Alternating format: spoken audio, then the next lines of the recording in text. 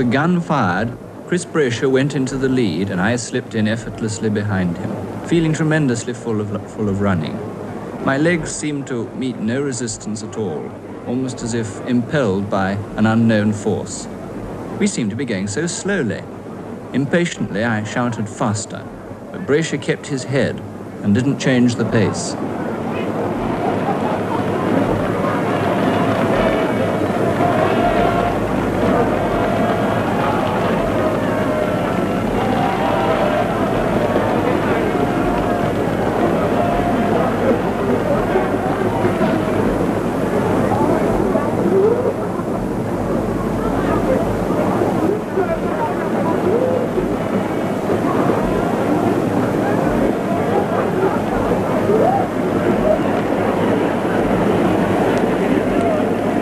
I went on worrying about the pace until I heard the first lap time of 57.5 seconds.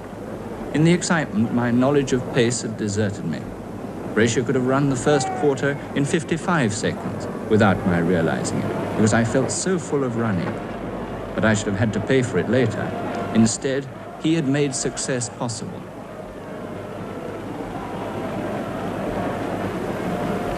At 1.5 laps, I was still worrying about the pace. A voice shouting, "Relax," penetrated to me above the noise of the crowd. I learned afterwards it was Stamford's. Unconsciously, I obeyed. If the speed was wrong, it was too late to do anything about it, so why worry?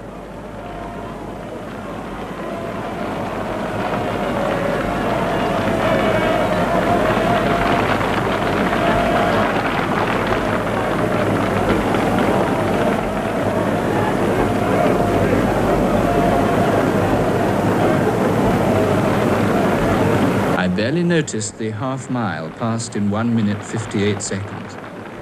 I was relaxing so much that my mind seemed almost detached from my body. It was incredible that we could run at this speed without strain. I was barely aware of the fact that Chris Chataway was now going into the lead.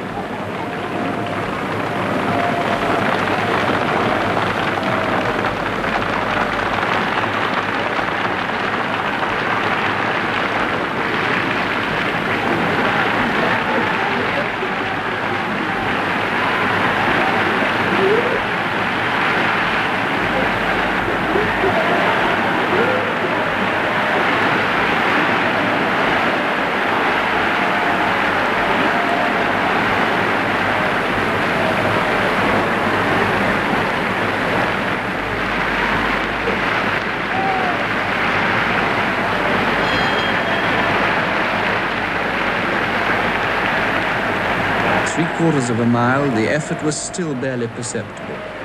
The time was 3 minutes, 0.7 seconds, and by now the crowd was roaring. A 4-minute mile was possible. Somehow, to do it, I had to run the last lap in 59 seconds. Chataway led round the next bend, and then I pounced past him at the beginning of the back straight, 300 yards from the finish. I had a moment of mixed joy and anguish when my mind took over. It raced well ahead of my body and drew me compellingly forward. I felt that the moment of a lifetime had come.